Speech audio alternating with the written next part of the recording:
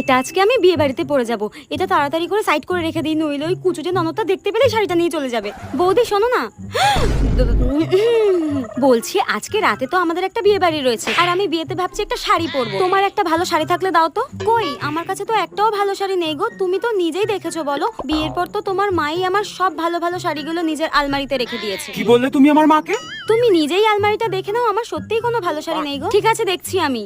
হ্যাঁ বৌদি, তোমার পেছনেটা কি গো? কোথায়? কিছু নেই তো।